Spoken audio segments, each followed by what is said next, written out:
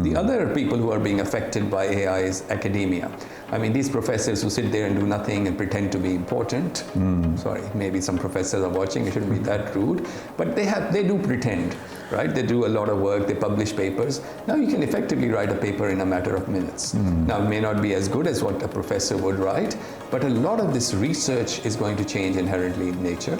Then of course, if the professors are doing it, so are the students. They can generate an assignment in a matter of minutes. And I think some of the schools are finding it very challenging, where the kids are using AI to do their homework, their assignments, and the teachers are not at a level where they can actually detect that, or they don't have the technology as yet. The West is far more advanced in terms of detecting AI and the influence of AI on your academic work, but Pakistan is still lagging behind. So that's another profession I think that's going to be. You know, it's interesting you talk about that, because what that might do, so what's happened in the teaching profession generally, and especially in higher education, is that professors now are there more for publishing stuff than teaching the students. Yes. So what this might do is perhaps bring more of a focus back for the professors, or their business models that these universities have, that you know publish or perish is the kind of the model that they've followed for decades, is now say, well, no, I mean, you know, you want tenure or whatever it is, it's not just based on having published like 20 different things. You know, now you've got to teach classes also, yes. you know, more than you've been doing.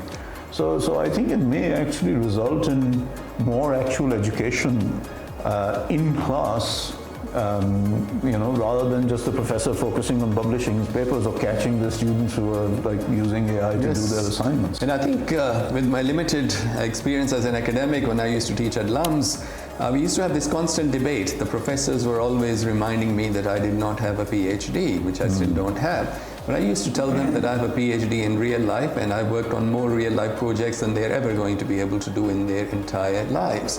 As a result of the sort of training and upbringing I'd had, especially in Australia, my teaching skills were far better than many of the other professors who were much better at research. And that generated a lot of goodwill amongst the students. The students liked the style of teaching, the interactivity, the confidence. I could do a debit and a credit live in front of a studio audience.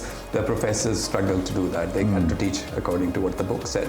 So I think more and more students want that type of teaching, that type of interactivity, which, as you're saying, the academics will have to adapt rather than sitting behind their desks and doing research, because that's going to become secondary.